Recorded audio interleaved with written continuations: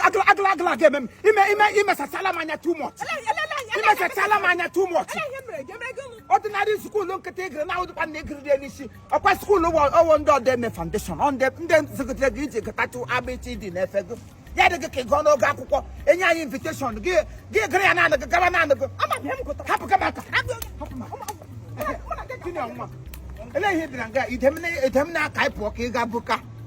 Usulage, one go sala. Happen what I could go let go.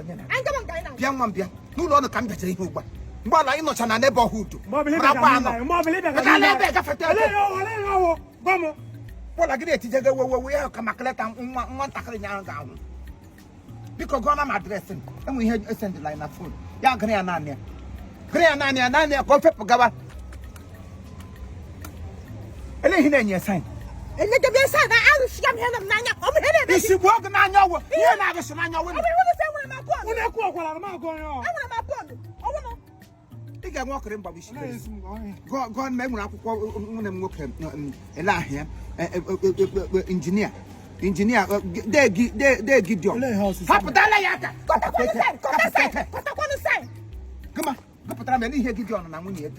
We are getting on Polam too much. Because I'm going to me, I'm sorry, very important. Also, so, sir, my husband's name is Dr. Gideon Nnach. Oh, woman, book on your name. They me from me. Oh, we're not.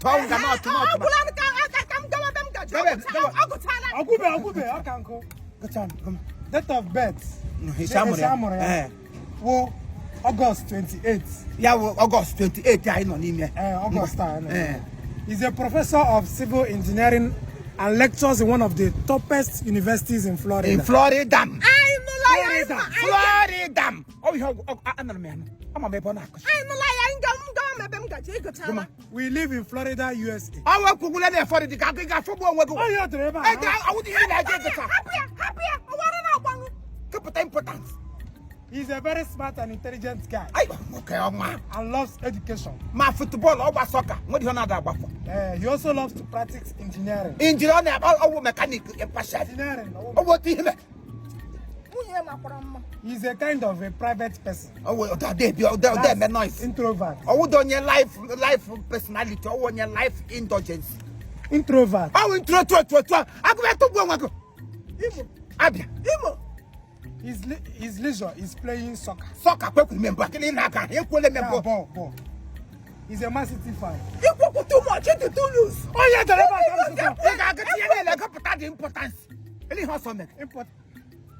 he's an amazing and supportive husband. Oh, but I get one wine. Tell him I'm going to use some one. I had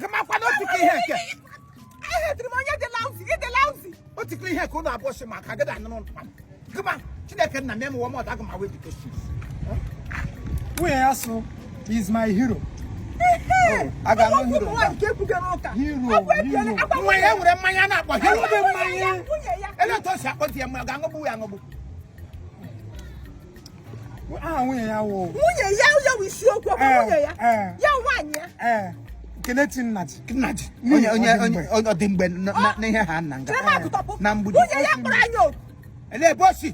We are somebody.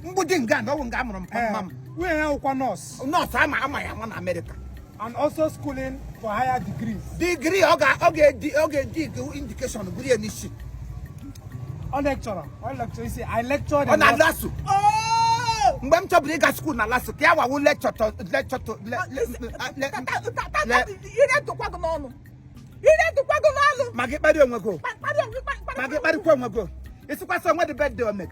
It's quite so when you ask us to put our gas meeting. I put some here. Now we allow we are collecting Najib. It's quite collect us to put our name. What do you make? It's a image to turn through. I put quite collect us to put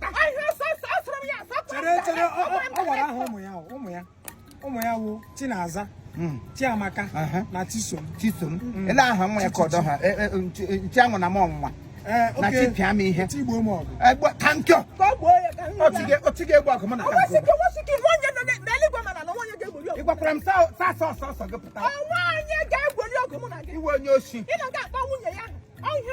Kelechi of me some Nigerian birthday that I should celebrate her husband in a grand finale. Me celebrate the into autopsy. Behind every successful man, there is a woman. A woman, I would call it. Behind every successful man, there is a woman.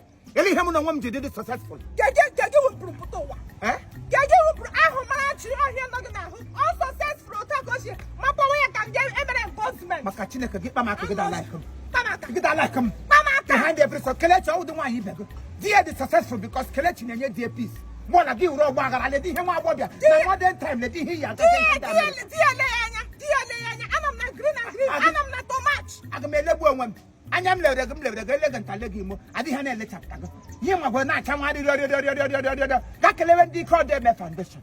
Keleva now how would them give you the two little commands organ education. I'm not going to foundation. I saw the foundation. I saw window of the foundation. I saw Wuhan. I'm a good foundation. I'm going good. I'm a good phone. Junior. Hello. What am I going to do? Junior. Hello. This is too bomb over the phone.